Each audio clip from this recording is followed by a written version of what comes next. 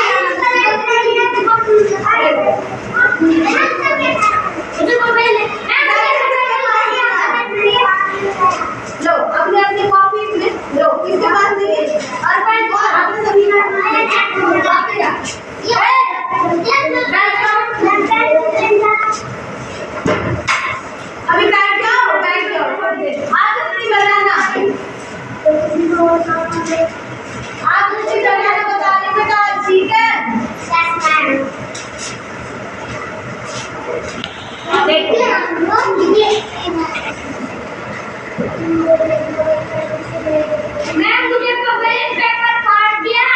ये क्या है बेटा? आयत। ये क्या है? मैम के पता नहीं।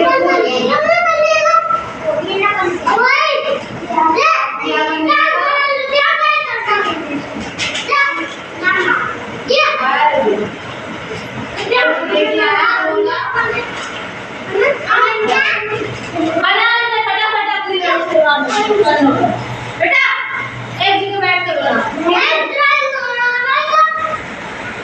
ठीक है बनाओ। बनाओ। और ये बनाना है, जो बोर्ड में लिखा है ना, ये बनाना। बनाओ। त्रिभुज इसके अर्थ है।